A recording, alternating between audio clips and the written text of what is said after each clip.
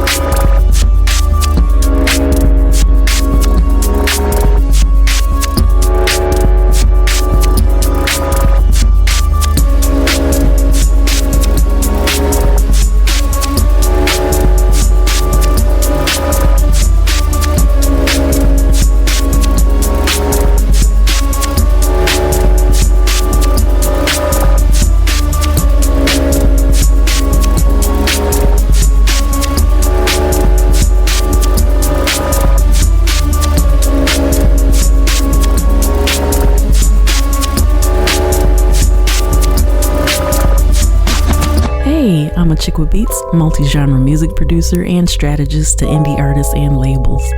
Visit achickwithbeats.com for resources for artists and instrumentals in various genres available for songs, vlogs, blogs, podcasts, themes, TV, film, commercials, and more. Once again, that's achickwithbeats.com. That's ACHICKWITBEATZ.com. Let's make something happen.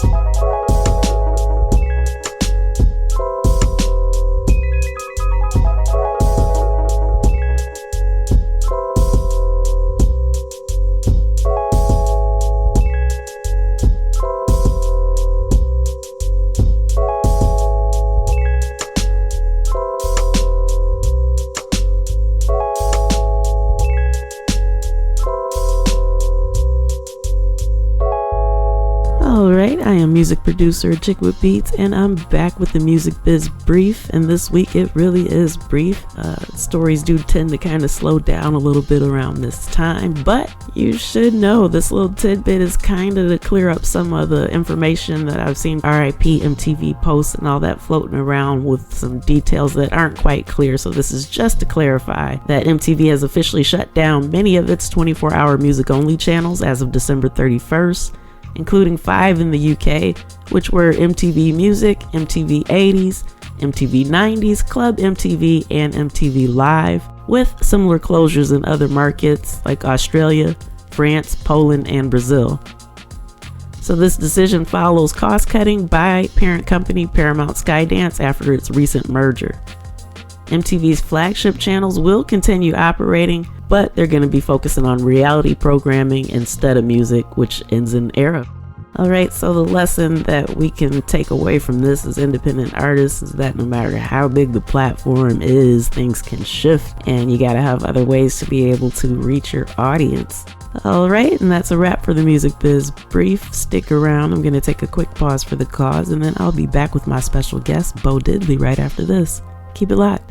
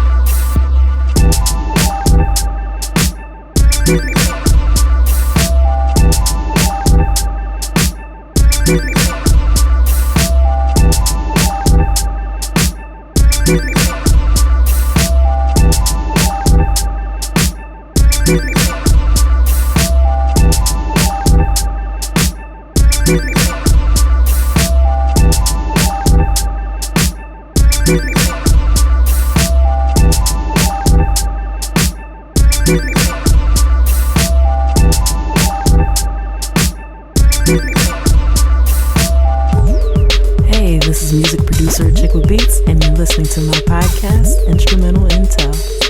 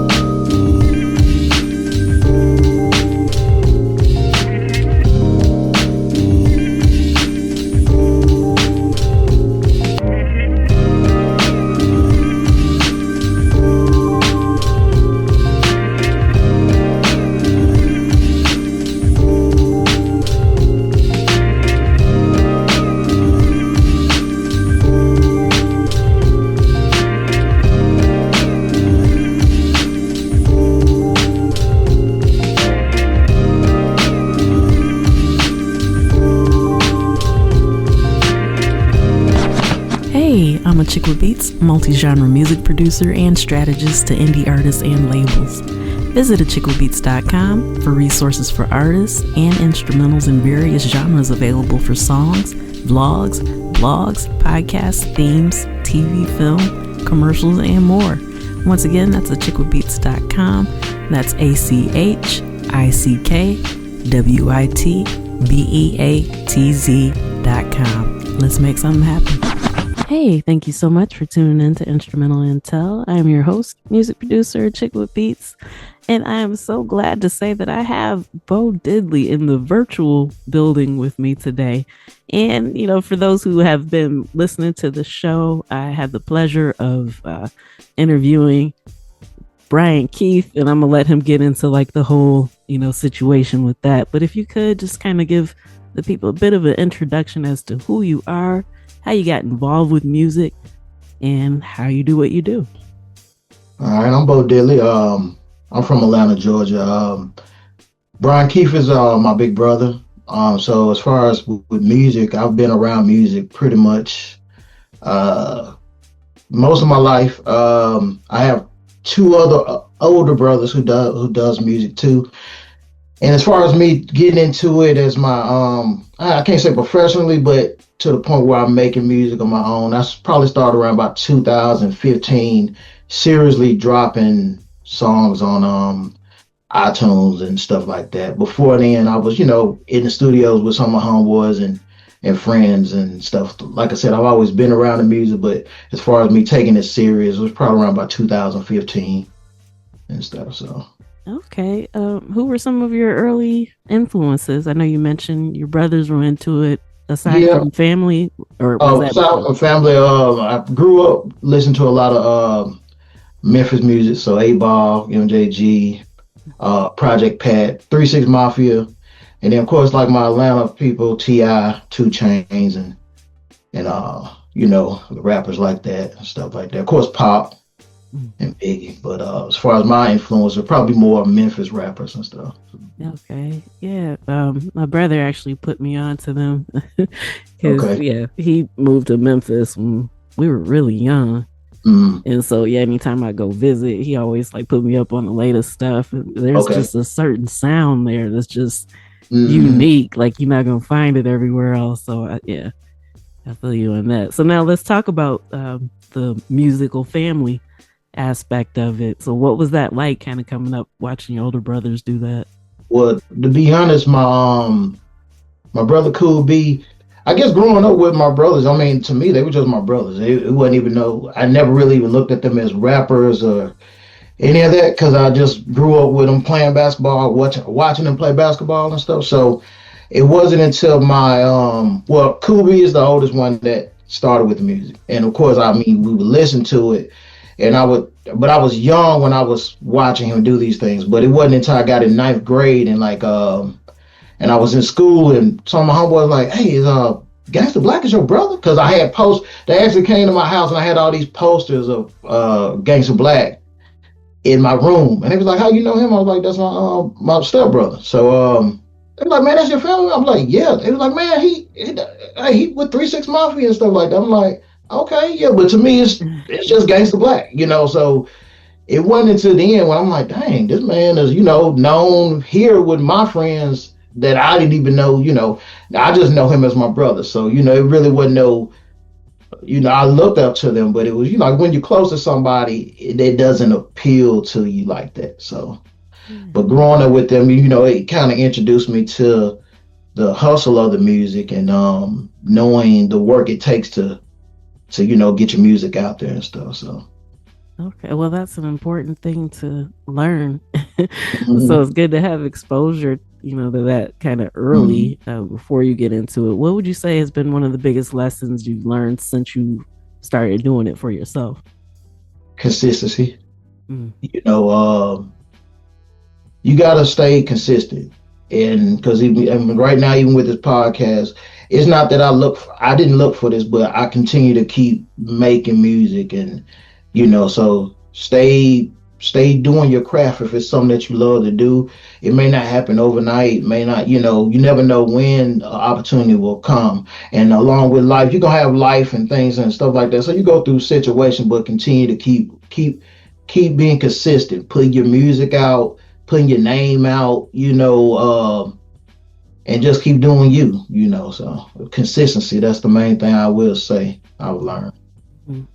Yeah, that's an important thing to stress. I can't remember who actually said the quote, but most of the time, the overnight successes actually took a long time because of all the stuff that we didn't see behind the scenes. So yeah, like you do come across a lot of people who get frustrated when things don't jump the way that they want it to, like immediately. Yeah. But you're right, like with that consistency, your gift will start to make room for you and all that good stuff. Yeah. And along the way, I mean, you know what I'm saying, you take life and like with my music, I mean, my music is life. I don't have a set type of music I do. So though I say be consistent. So if you're going through something, man, you start writing in that element, or just be, use your craft to get through whatever you need to get through. So, and that's kind of pretty much how I started into it, with actually really going into the music part. I always wrote and did stuff, not like a journal, but just would write rhymes and stuff like that. But it wasn't until I kind of went through a situation in my family that the only way I knew to cope was to get in the studio. And that was for the first time. And it was like, but when I went in that studio, then I didn't have I guess I didn't know my style. And I think because I listened to a lot of Memphis rappers, I was in there rapping like Yo Gotti or something, and it was like, I'm listening to it like, man, that ain't sound like him, but it's not my cadence, my delivery. But once I went into writing and just expressing myself that way, it just took off. I just couldn't stop writing and couldn't stop making music. So that was the moment for you, like, okay, no, this is for real. Yeah, man, I had so many notepads. I was just writing and then just hitting the studio. But then it got to the point where I was like, man, I can't keep going to these studios. That's why I just ended up getting my own. But even then, I didn't even know how to use the equipment. But I did have a homeboy named PT Tony. He showed me, the basics, and then of course YouTube showed me the rest. So after then, I just went into making the rapping, and then I started producing. So after that, okay, yeah. So I like that you mentioned, you had a homeboy that knew what was up, and then you also had YouTube. There are so many people that kind of take for granted how much information is actually out there. Man, it's no excuse now, like I said. Seriously. Yeah. And I mean, especially anybody in the DIY space, that's kind of, always puzzled me. It's like, okay, if you're doing this yourself, why wouldn't you want to like try to figure it out and touch? But then, I know everybody's got different learning styles, but yeah, I really appreciate the fact that you said that. Like, yeah, it's out there. If you want to know, that's all you got to do is like go find it. It's there. Everything. I mean, of course, you can look at it and listen to what somebody's telling you, but you still got to practice, and that'd be the thing. Some people you try and it's kind of hard, but like I say, you ain't got to put the music out yet or anything. You just work on that craft. But once again, that's that consistency. You just keep working at it. Right. So, okay, this is kind of an unfair question, but between, writing, like making the music and actually like producing, do you have a favorite that you kind of gravitate towards? I like the producing part. I would like to be behind the scene. I mean, even if it was to write, the rapping part, it's fun. I mean, if I get on stage, I turn into a different person. But I prefer not to be the person singing. But it also got to the point where, I had to kind of put my face out there with the music. And maybe eventually I will be able to be behind the scene and, and just take care of my business like that. But yeah, I prefer the producing part. Yeah, that's the best part, in my opinion. But yeah, the only reason why I had ever started performing was just to let people know that I was producing. And then like once people started saying, okay, well, I want more of this, and I was like, yeah, okay, that's cool. But yeah, nope, I prefer behind the scenes. And plus, with the production aspect, not only can you use it for yourself, but you actually have the opportunity to inspire other people to write to it. And to me, like, Yeah, that's even better. yeah, Like, yeah. something in your brain that you created can make somebody want to write to it. Like, that's just, I don't know. That's just one of those feelings. So Yeah. yeah, I was like, I know it's kind of an unfair question because the other side of it's fun too. But Mm-hmm. yeah, Yeah. so I mean, I've had fun. I had fun when I like. So I think like the first show that I actually performed well. It was a open mic. It went okay, but I think maybe like the second or third one they had like a cash prize, and man, we ended up winning the cash prize, but it was like I really don't like doing this, but like I said, once I get with my homeboys, my friends, and stuff like that, like I said, it just turns into, like I said, the lights turn on and I turn into a different person. So yeah. Okay, yeah, definitely feel you with that. So like even when it comes down to writing, I know that you said that sometimes it's just a way to cope with things, but is there anything that you do to try to get I guess inspired to either be able to write? Actually, you know what, same question for production as well. So whichever one comes to mind first. But when you decide like, okay, today I'm going to spend some time in the studio, like how do you kind of get yourself in that headspace? sometimes if I listen to, well, I have kids, so sometimes if I'm riding with my oldest son, if I'm listening to the stuff that he's listening to, then I try to get into that zone of the type of music he's listening to and stuff. But that's fun. But like I said, I think what I really, so when it comes to the producing, sometimes I just go around, I play around with the keyboards, and then I'm like, okay, this is the direction I want to go. Now I've had some friends say, okay, make me this type of beat, and I can do that too, because like I said, I mean, when it comes to like I said, the piano, I pretty much self-taught myself. So, but I can play. I mean, I play trumpet in band, so I do know notes and stuff. So, but like I said, I think when it comes to the producing part, I just sit down, or if I was listening to something that was kind of inspiring me to go in that direction. But majority of the time, I sit down, play something, and then I just go that way, Okay. whichever way it's taking me. So, Yeah, the vibes that you catch just kind of okay. yeah. Gotcha. All right. So you mentioned that you become a different person when you perform. Would you say that maybe you had one particular experience that kind of stood out for you out of all the others that like when you think about performing, deciding like, okay, well, yeah, even though this isn't my preference, this particular show, man, we rocked it so hard. Like this one was it for me. I think that's like that when I go out anytime though. If I'm with my friends, I'm not gonna say I turn into a different person, but I let loose. And most of the time if I'm out, I just have fun with it. I mean, it's fun. And if the music ain't fun for you, then you're not gonna enjoy it. So it does become fun. You out there, and then of course when you got people vibing with you and stuff like that. So, but like I said, the first show I was nervous, but like I said, once that microphone, you played my song, and like I said, I've been playing the song with my people so long that they telling me that this is it, because I think the my first song that I really put out that was that just took off, and I can't say took off like it's just like that, but the one that was like this the one you need to go with. We was New Year's Eve, and man, we was in my basement, and we just played something. Next thing you know, I said one couple words, and it just went with the beat. Next thing you know, I mean, I had a homeboy that he don't do music, no producing, no nothing. He in here bobbing his head, and hey, I press a space bar so you can record that.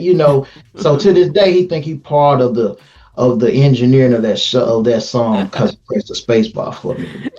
You know what? I think he get a little credit for that. Yeah, you might get a little bit. Yeah, a little bit. 2 points. Yeah. But yeah, that was it, man. But that song was just made off straight fun. We were just in there just messing around, and that song called "Used to." It's featuring my partner Marietta Buck and stuff. But yeah, that was a fun one. So I think it's just about me and having fun with it, and I just go with the flow. So okay. So basically, just whenever you perform, not necessarily where you're at performing. Yeah, nah, it's just when I perform. Yeah, I can.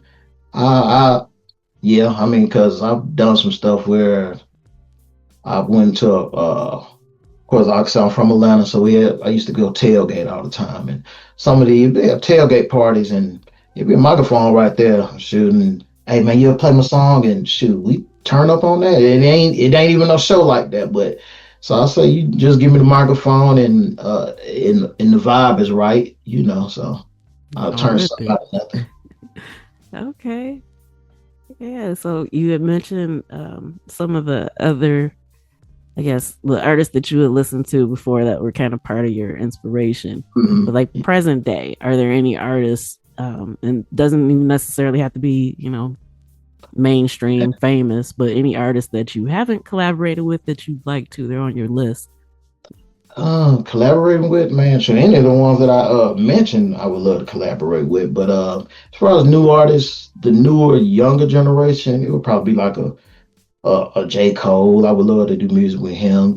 I like his music. Kendrick Lamar. I mean, but as far as the younger crowd, uh, I'm still stuck on my older rap legends. So Yeah, I'm the same way. yeah, I only recently got out of the '90s in my yeah. I mean, car, but that's still like because those artists put out newer albums mm, this year. yeah, So like I pause the '90s stuff for them. Like, but yeah. yeah, yeah, I'm of that age to where my music tastes are kind of solidified. I'm open to new Oh yeah, stuff, yeah, but yeah. I mean, like I'm gonna gravitate towards what I know. Like, and like I said, I listen to some of the newer artists, but as far as like you said, I gravitate to where I'm gonna gravitate to. yeah, yeah. It took me a while to acknowledge that, just accept it. Like, yeah, Mm. you one of those old heads that they talk about, like Oh yeah, when they mention hip hop. Like, yeah, that's me. But hey, I'm actually comfortable with it. I like what I like. But I yeah, feel, I feel like when it comes to music, your fans they grow with you, so you don't have to. I mean, of course, you want your music to maybe kind of adapt a little bit, but you don't have to. You don't have to not be yourself when you're doing your music because your a fan base is gonna grow with you and evolve with you. And if they right. don't evolve with you, then I mean, they're not your real fans anyway. But you don't have to worry about changing yourself where you're not gonna be comfortable. Yeah. Yeah. And I feel like this year has actually been a really good, well, 2025 has been a really good example of that just Mm-hmm. because, I mean, the trends were going one way, but Mm-hmm. then more and more people were like, you know what, I'm gonna just keep doing what I'm doing. And then more and more fans started appreciating it, especially with what Mass Appeal's been doing. Yeah, Like yeah. it's just, yeah, I don't know. I'm happy to see that one, this ageism thing in hip hop is finally kind of getting shoved to the side, and Mm-hmm. two, people can make the music that they want to make and Mm-hmm. be confident in it. Regardless of how some of the stuff was received. Yeah. If they put the project out and they happy with it, then that's what counts. Mm-hmm. There are people out there that really appreciate it, and yeah, I'm a firm believer in if you make the music that you want to make, it's in your heart to make it for a reason because somebody else out there needs to receive it. Yeah. Oh yeah, man. Yeah. That music, man. Music is a powerful thing because, like I said, it can get people through some situations, and I mean, that's one of my songs is called "Spread Your Wings." I did that song with my niece, and that's Cool B's daughter. Her name is Lamani. And that song, I was going through a depressive stage of my life, but instead of me making this sad music, I locked myself in my studio. I said, man, I got to come up with something that's like happy, like I need something to get me out of this situation that I'm in. And when I tell you this song was one of the most different songs it's basically a pop song, like Mm. fist pumping pop, but my niece's voice, like I said, like I said, when you produce something, you kind of hear something, it's like, okay, I think she'll sound good on it. And when I say she killed the song, and Mhm. of course I rapped on it, but like the beat was totally different. It wasn't a trap beat, it wasn't a hip hop beat. It was just something that I said, let me put some doo, doo, doo, doo, doo. And then the rest of the stuff went. But it was like from everybody that I know, they tell me this song is the one that's probably gonna get you because it's a worldwide song. It's you can listen to it anywhere. There's no cuss words on it, and it's just a positive song. So Okay.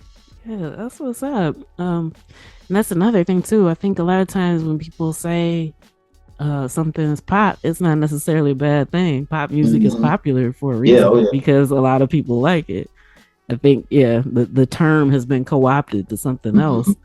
But yeah, no, I think that that's excellent, especially if it's out of your Man, normal realm and the fact man, that you could automatically hear, like, okay, it's who did way this? out She of gonna sound like this, and yeah. that's the sign of a true producer. And I think that's excellent. So, okay, I understand that you had something that you were working on recently that dropped with Yeah. Brian Keith. You want to tell us a little bit about that? Oh yeah. This song is all it's called "Walk to You." It's featuring Tony Haynes, myself, Brian Keith, Cool B. So this is actually the first time that I've done a song with both my brothers. I've done a song with each of them on different tracks, but all of us collaborating on one. This is the first time. The song was first introduced my friend Tony Haynes. He sent it to me after my father passed away November 10th, 2024. And my friends, both his parents had passed away. So he said he had heard he just wanted to do some music with me because he knew how I was feeling. So he sent me the beat with his hook, and I was like, bet, I got you. And I think I was at work or something. And I just or on the way to work, yeah, I just put it on repeat. By the time I got to work, from me riding to get to work, I already had pretty much my verse because I mean, it really, my verse wasn't anything but what I went through the whole. Because my dad was in the hospital for a whole week, but I already knew I knew what was gonna happen, so it just kind of everything was just already in my head with how it was gonna flow. But yeah, this song right here was dedicated for me. It was dedicated to my father. I'm pretty sure for everybody it was dedicated for their parents and stuff like that. But it's a song that you don't have to be your parent. It's a song that if you miss somebody, you wish you could talk to them one more time. It's a song that's very motivational, inspiring on that type of aspect and stuff. But yeah, this one here, it was fun to create the song with my brothers. I hate that we had to create this song like this, but it has brought us closer. And my family, when they listen to it, and even as I'm thinking about it now, I'm about to make me kind of shed a couple of tears because um just the fact that how positive my father was for me. Yeah, my dad was a good man and not a perfect man, but a great man. So and taught me so many things, and not just me, but all of us, and the fact that we sit here and continue to live out our dreams and doing the things that we love to do. Mm. Yeah. But yeah, I think we all miss my pops, especially around this time of holidays. Yeah, so we released the song, the remix. I originally did the song with my friend Tony Haynes. It was just us and another guy that he was doing the background vocals. He goes by the name Him. Everything. When we released the remix, we dropped it on my father's birthday, which was December 15th. Just to I thought that would be a good day to release the song and stuff. Excellent tribute. All right, so we got that. People know to check that out on the social, like all the And platforms everywhere it's on, streaming. yeah, Yeah, and I mean it's on every platform. And I mean, I would love if anybody if when you do an Instagram story or TikTok and use that song. It's "Walk to You" by Bo Diddley featuring Brian Keith, Coolby, and Tony Haynes and stuff. So just trying to right. get that song out as much as we can. Absolutely. I can't believe how quickly this time went by, but I just want to make sure that everybody knows where they can find you, your music, and anything else that you might want to tease that you got upcoming Okay. this year. Well, you can follow me on IG, and it's Bo Diddley. It's BO_DIDLEE 100. You can find me on TikTok, and that's Abstract Music. It's AAABSTRACT Music. You can find me on Facebook, Bo Diddley on Facebook. You can also type in www.bodilly.com. It'll send you to all my social sites, and you can find my singles. You'll find Walk to You, Spread Your Wings, and pretty much all my music. And that's www.bodilly.com. As far as music right now, of course, I want you to go check out that Walk to You. I have a couple tapes out there now called Drugs. And that is DRUGS, and that stands for Dreams, Reality, Understanding, Growth, and Salvation. I got a song on there with Brian Keith called My All, and I got my personal favorite on that album, which is called Song Cry. But you can find all my music on iTunes, Google Play, anywhere where you shop for your music. And like I said, go to www.bodilla.com, and that'll get you to all the links that I mentioned before. Excellent. Okay, I'm encouraging everyone to do just that. And I'm hoping that this is just the first of a series of interviews, and maybe I can actually get you and Brian Keith on together one in the future. Yeah, that would be fun. All right, cool. Well, yeah, thank you for taking time out to speak with me and the listeners and share your story. And congratulations on all your accomplishments. And looking forward to what 2026 is going to bring. Man, thank you for having me. All right, that's a wrap for this episode of Instrumental Intel. I've been your host, music producer, Chick with Beats. And once again, I want to thank you for listening. I want to thank my special guest, Bo DidLee, for coming through and sharing his experience and wisdom. And also shout out to his brother, Brian Keith, for the connection. And of course, I got to shout out my home station, Grander Radio out of Grand Rapids, Michigan. Make sure you come back next week. I got more goodness lined up for you. So till next time, you know where to find me. Tune in, tell a friend, and I'll see you then. Peace.